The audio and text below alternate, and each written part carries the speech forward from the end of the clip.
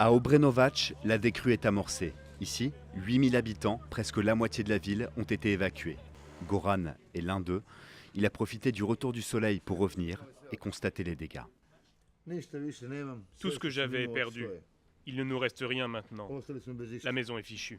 Pendant qu'Obrenovac pense ses plaies, Belgrade se prépare. Plus de 300 000 sacs de sable ont été déposés le long de la Save, la rivière qui traverse la capitale. Une digue de fortune, comme ici, où en pleine nuit les habitants sont venus pour protéger cette centrale thermique menacée par les eaux et qui produit la moitié de l'électricité nationale.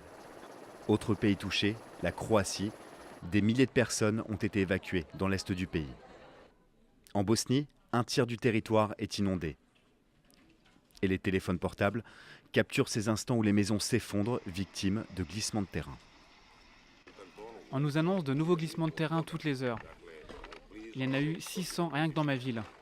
C'est un cataclysme majeur. Des centaines de maisons ont été détruites, les routes sont endommagées, le réseau d'eau potable touché. Ça va coûter des dizaines de millions. À plus long terme, une autre conséquence terrible de ces glissements de terrain est la dispersion des mines antipersonnelles qui datent de la guerre des années 90. On estime leur nombre à 120 000.